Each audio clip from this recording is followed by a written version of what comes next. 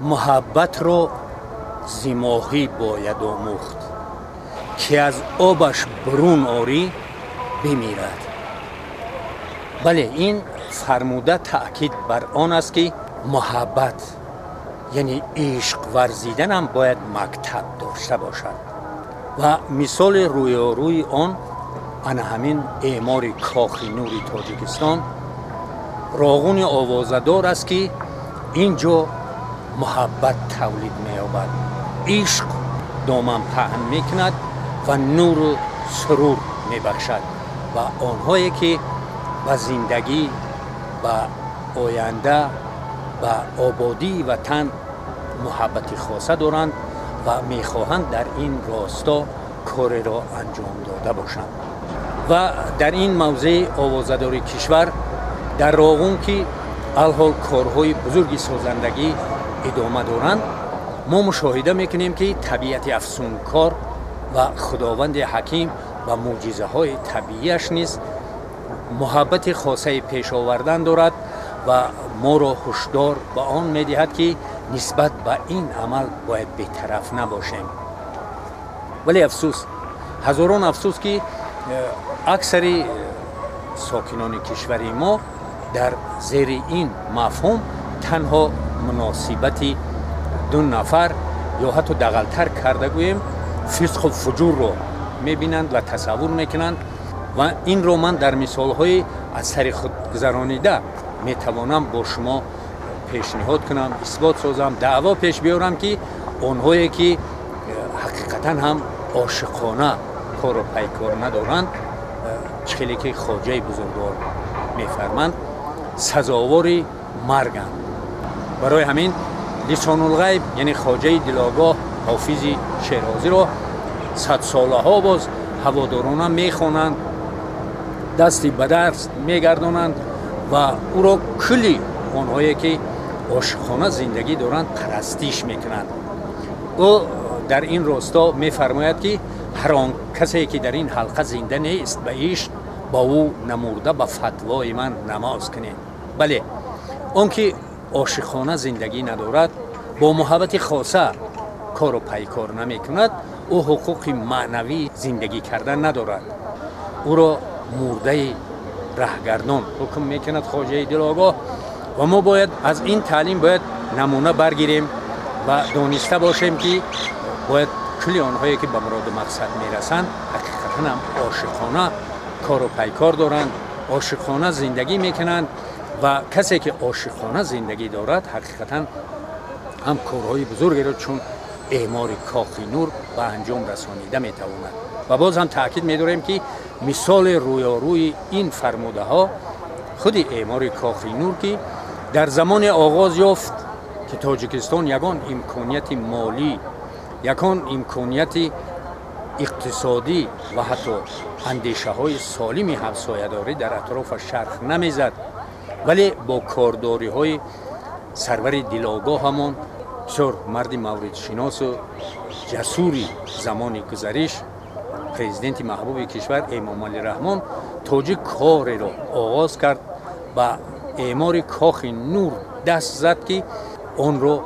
در چنین زمان حتی تصور کردن امکان نداشت. ولی همین محبت سازندگی و دوست داشتن وطن و متخصص کشور امکان فراهم آورد که کاری را آغاز نماید که 100 ساله ها حتی 1000 سال باز فرزندان دیگر در آرزوی آن ایجاد میکردند، قدم بر می داشتند و به چنین روز رسیدن را ترغیب می نمودند، ولی ما آن را افسانه بیش نمی دانستیم. خوشبختانه استقلال کامل دولت ملی، آزادی اصل و خاصه از پشت آن پیش آمدن وحدت سرتاسری و افتخاری سازندگی ها چنین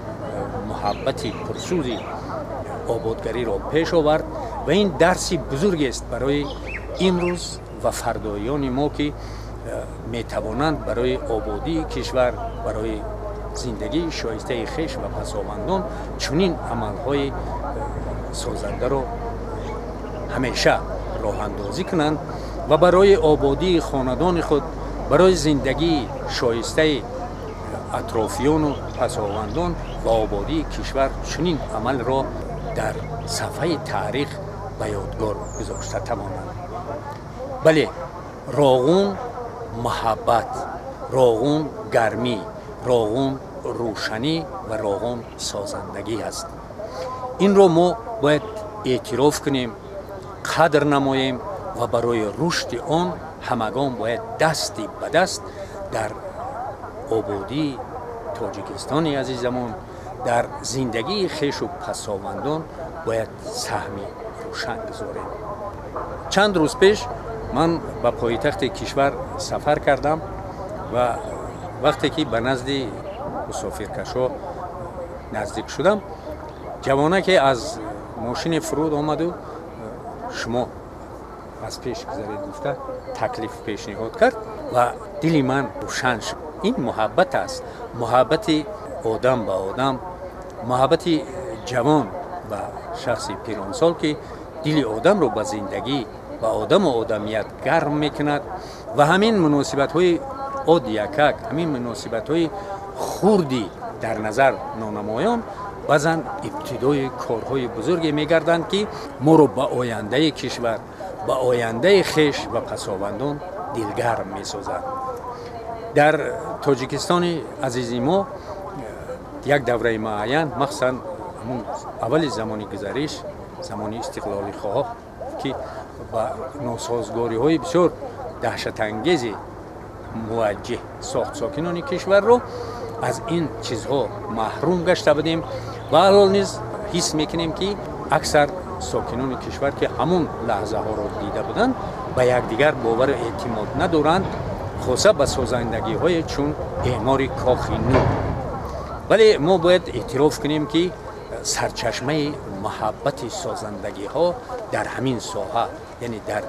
هیدروانرژیتیکا در دیار ما سرچشمه میگیرد، چون که این ساحه میتواند ما را به خوشبختی های دور و دراز و سازندگی های بی‌مثل مانند و به زندگی شایسته امروز پسابندان برده رسانیده باشد. اصلا این اندیشه نو تازه هم نیست، چون که 100 ساله ها این ساحه، این سخن اندیشه ایجادکاران را بند ساخته ما رو به قله مراد دعوت میکردند، ولی به اصل آن ما باز هم تاکید می‌داریم که محض در زمان استقلال کامل دولت ملی که پشتیبان آبادی و آزادی کاملی دیار گشت و ساکنان رو به آزادی سرتاسری و به قله مراد راهنمون ساخت، آشنا گرداند و ما به اعمار کارخانه ملت‌زا و کشورساز و تقدیر بنیاد دیار به این باور اعتماد کردیم و اکنون می‌بینیم که این عمل سازنده و ایجادی و بنیادی تاجیک دقت نه تنها ساکنان کشور، منطقه، بلکه شرق، حتی جهان را به خود جلب کرده. چون که اصل این چطوری که تاکید داشتیم از محبت سازندگی متخصص دیار سرچشمه دارد.